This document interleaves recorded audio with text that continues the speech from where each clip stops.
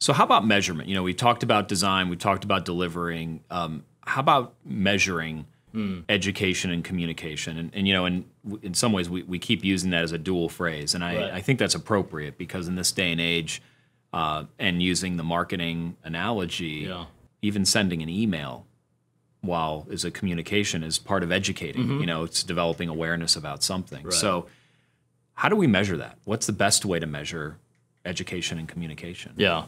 Well, I think, you know, it's sort of there's the traditional, you know, thinking around metrics of, you know, hey, I can look at, you know, completion rates on courses. I can look at, you know, sort of certification and you know, how well people did on the quizzes and things like that as, you know, sort of a good baseline for understanding where you are.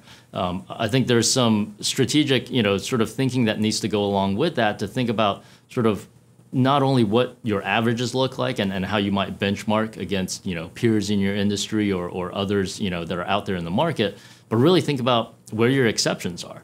You know, I love the fact that, you know, someone, you know, once when we were talking about this, you know, they talked about the fact that, you know, hey, if you look at the averages, well, you really, you know, lose the data within the averages. You know, if I told you that on average, you know, I walk on the yellow line in the center of the highway, you know, then you're like, you know, oh, well, then you won't get hit by a car.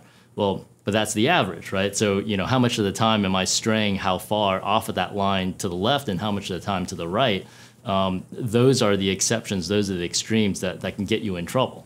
And so when we think about those types of metrics, you know, we have to really start understanding that we have to measure beyond thinking about, you know, oh, on average, you know, this is how quickly my employees complete their training, right? You know, who's lagging behind? Who's the one that, you know, is there a certain group of people? Is there a certain, you know, office? Is there a certain, you know, geographic operation that is always behind? And why is that? You know, is that sort of tone from the top of you know, the management, you know, within those areas is not sort of driving that? Is it that they're, you know, they've got some bad behavior and so, you know, they don't want to complete it? You know, so understanding what those exceptions look like, I think, is critical when we think about how we measure training and how we, you know, then target from, you know, going back to risk-based, how we target our efforts to remediate that.